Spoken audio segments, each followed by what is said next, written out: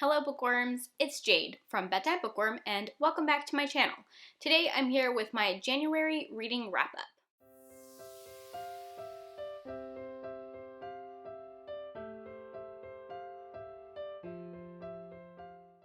January was just an okay reading month for me. The number of books I read was pretty average for me. My ratings were fairly average for me. So definitely not the best reading month and not like exactly the way I wanted to start the year out, but it wasn't terrible. I have started doing reading vlogs this year, so I've talked about all of these books already in those vlogs, but I know a lot of people don't watch reading vlogs, and I wanted to have my thoughts on all the books that I read in a month in like one concise video. But if you want to see like my journey as I read these books and the thoughts that I had as I was reading them, then I'll link the vlogs that I did for January down in the description box. So I picked up a total of 5 books, but unfortunately I did DNF one of them, so I only completed 4 books in January. I am currently 1 book behind on my Goodreads goal, but it's just the beginning of the year, so I'm not too worried about it yet. Out of the 5 books, this is what my ratings looked like. I had 1 2-star book, which is the book that I DNF'd or did not finish. I had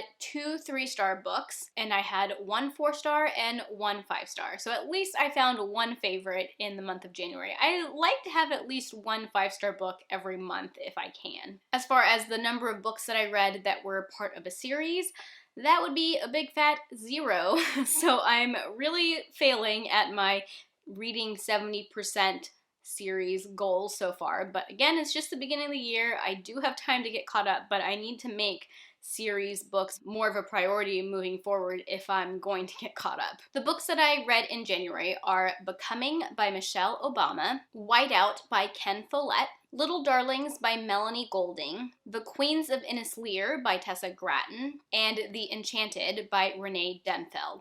I will have timestamps to each of these books down below so that if you're only interested in hearing my thoughts on some of them, you can easily jump to the books that you're most interested in hearing about. Okay, let's get into my thoughts on these books. The first book that I finished in the month of January, I always go over my books in my monthly wrap-ups in the order that I read them, and that was Becoming by Michelle Obama. I'm going to try really hard not to have a glare. Let's see if I can rest my elbow here. Okay, this is actually a month where I have 4 of the 5 books that I picked up in physical form, so I'm going to be able to hold up a book each time instead of just putting an image on the screen, but they are all library books, so I'm gonna have to watch the glare. I apologize if there's a glare. So I picked up this book because of my work book club. It was our pick for January. Even though I had this physical copy from my library, I pretty much only listened to the audiobook, which I accessed through Scribd. It is, of course, narrated by Michelle Obama because it's her memoir,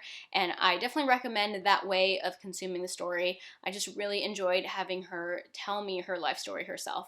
I learned a lot of really interesting things about Michelle Obama, and I just think she's a fascinating woman, and I learned a lot about the way that she grew up. She was very much like lower class, middle lower class growing up, and to see like how far that they've come since then is just fascinating. I also really like her like parenting insights that she had in here, and I found it really interesting how when she was in the White House, she tried to create as normal of a life as possible for her kids, and she talks about some of the things that they tried to do to try and keep life normal because they really were just kind of like normal people that ended up getting into politics. And she also talked about how that happened, how it kind of like snowballed, and it definitely wasn't like the plan from the beginning, but then once they started kind of getting the ball rolling, it went to places that she wasn't expecting. Like she never expected to be in the White House. Anyways, obviously I really enjoyed this, and if you're interested in her life at all, I would definitely recommend it. She also talks about how she and Obama first met and started dating, which was really interesting and super cute. But yeah, I totally recommend this if you are interested in their lives at all and what it was like for them to live in the White House. I didn't say, but I gave this book 4 stars. It's more of a 4.5, but I just didn't love it enough that I wanted to round it up to 5. The only thing that was kind of missing for me in this book was that it wasn't quite as emotional for me as I thought it might be, considering it's a memoir, but I still found it really interesting and really enjoyed my reading experience. Okay, the next book that I finished in the month of January was Whiteout by Ken Follett. This one's not a library copy, so shouldn't be too shiny. This is an adult mystery thriller. I picked this up at a library book sale a long time ago, primarily because I recognized the author's name, Ken Follett. He's the author of the Pillars of the Earth series, and I had heard good things about it, and I was like, oh, a thriller that involves a disease outbreak. I think that sounds up my alley. So that's why I picked this up. And unfortunately, I didn't enjoy it very much. It was just middle of the road, really forgettable, and like just okay. There were things about it that I liked and things about it that I didn't like. The story was interesting enough to keep me reading and wanting to know what was going to happen next and just like see how things were going to pan out. But there were a lot of moments that had me rolling my eyes and a lot of things that I just didn't find believable, and I had a really hard time just like immersing myself in the story. Also, I thought this was going to be a lot about the disease outbreak, and really it's not. The book does open with like someone dying from a virus that has escaped from this like place where they study intense viruses, but honestly that doesn't really go anywhere. It was just kind of used to kick off the story. Instead, this turns into more of like a heist and a home invasion story, and that's not really what I had signed up for, I thought. And yeah, it wasn't really for me. I'm kind of bummed this was my introduction to Ken Follett and that it didn't go so well, but I have started to hear some mixed things about the Pillars of the Earth series once I mentioned that I was interested in reading more Ken Follett. And so, I don't know, maybe I won't pick up more Ken Follett. I haven't quite decided. The next book that I finished, I DNF'd, I chose not to finish, was an ebook that I had from my library that was Little Darlings by Melanie Golding. This is an adult mystery thriller, and I've had my eye on this book ever since I first heard about it. It was on one of my anticipated releases videos last year because I thought the premise sounded so interesting. So the premise is a woman gives birth to twins in the hospital, and she sees like this really old woman in the hospital who is threatening to swap her kids with hers, like basically a changeling story. And I thought that sounded really interesting. But unfortunately, I did not get along with this book. Obviously, I already said that I DNF'd it. I did read a good bit of the book. I want to say I read like 40 to 45% of it before deciding that it just wasn't for me. I really wasn't connecting with the character. I didn't really understand her relationship with her husband, like at all. It just didn't go in a direction that I wanted it to go. And I found out at about the 40-45% mark that the ending was going to be a bit ambiguous, which is really not the type of ending that I like to read. And so that's when I decided to DNF the book. I did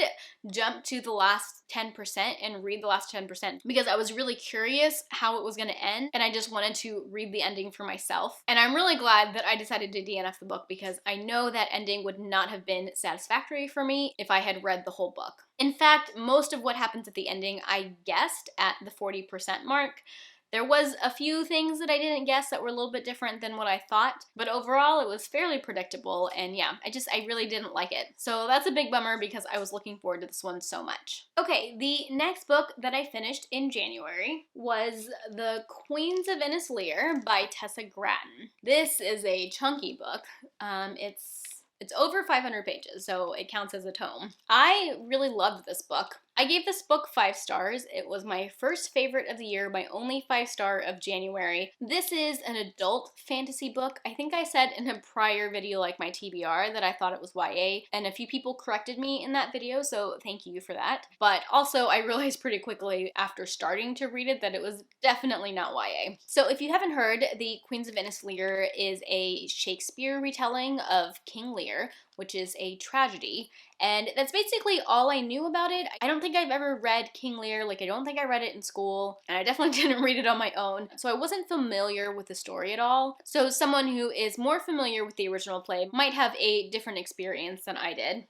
I mean, anyone who reads this might have a different experience than I did. Anyways, I had this physically as well as on ebook and audiobook. So I did read in all 3 of those formats. I really enjoyed the audiobook, and I definitely recommend it if you like audiobooks. Although I will say the first few chapters were a little bit hard to get into in the audiobook. It was just hard for me to like internalize what was going on. So I did end up like rereading what I had listened to for like the first 10, maybe 20% of the book. But once I kind of had figured out who was who and how people were connected, the audiobook started to become easier to listen to and understand. I really love this book, but it definitely snuck up on me. If you watch my reading vlog, you saw that through most of the book I was like enjoying it, and I knew that it was like between a 4 and a 5-star book, but it wasn't really until the very end where I knew for sure that this was a 5-star book. The world building in this book is so interesting. I love the magic in this book. It's very like nature magic, unstructured. The island that is Innis Lear is basically alive in like the trees and the winds and the roots, like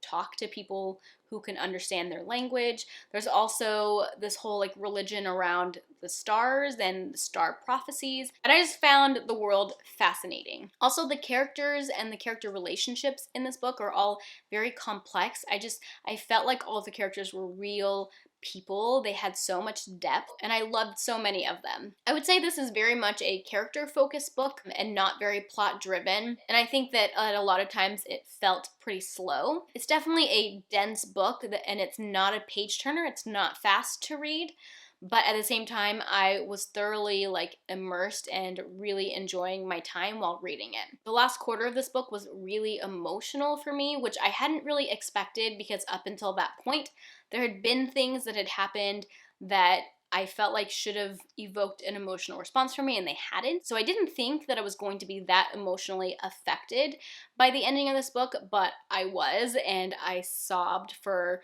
a really long time. I do cry easily when reading books, but it's been a long time since a book made me cry as much as this one did.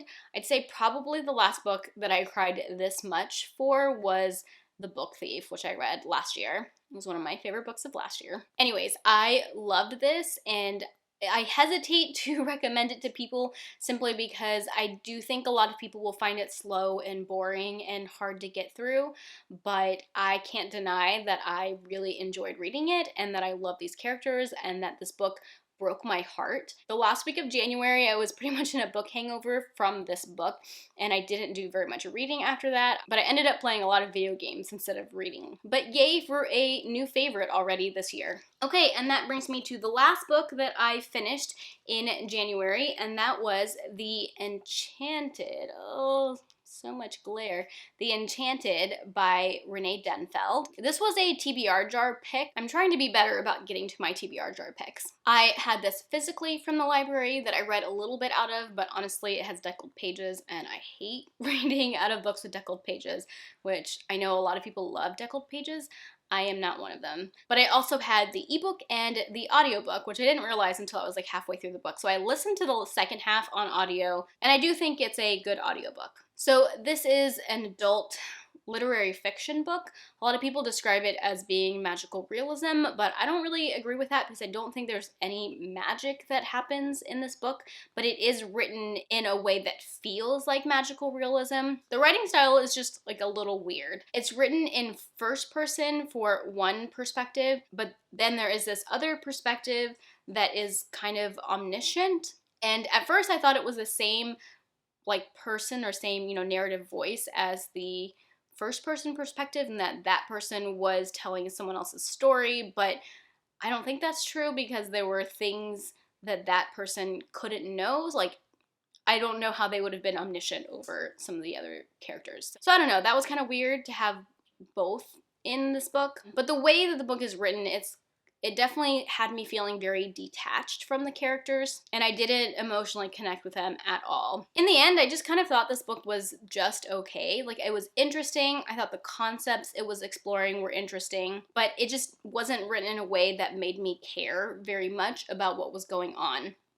And there's some like really sad stuff in here. Definitely some content warnings for like rape and abuse, and especially abuse of people with like mental disabilities. But yeah, it was just full of a lot of like really sad and heavy things, and the whole book itself I feel like is sad, which I think a lot of people really enjoyed that about this book. Like, if you emotionally connect with these characters, like, you might find this really impactful, but I just didn't connect with the characters and just didn't care very much about what was going on, and that led me to not enjoy it very much. So this is a story that is set in a prison. One perspective is a prisoner who was on death row, and another main character is a woman who works for some attorneys, and she works on different death row cases. The author, Rene Denfeld, actually does or did this job. She worked with people on death row trying to get them off. So I'm sure she drew a lot of inspiration from her real life experiences, which makes this book all the more sadder. But yeah, in the end, I just thought it was okay. I didn't love the writing style, and the writing style kept me from really connecting with the characters. And overall, it's just like a really sad book about sad things, and that's not something that I enjoy reading. That's just like my personal taste. It wasn't a fun read. So in the end, I gave it 3 stars. I would be interested in trying more Rene Denfeld. I have a feeling this book is different from some of the other books that she's written. I know she's written a book called The Child Finder that is like a detective story, I'm pretty sure, and I've heard good things about that. I'm definitely interested in reading it. I think the magical realism that isn't magical realism aspect of this book just didn't work for me. Alright guys, there you have it. Those are the 4 books that I read and 1 book that I DNF'd in the month of January. If you guys have read any of these books, let me know what you thought of them down in the comment section, or let me know what your favorite book of January was. If you like this video, be sure to give it a thumbs up and subscribe to my channel for more bookish content. That is all I have for now. Thank you so much for watching, and until next time, bookworms, keep reading. Bye.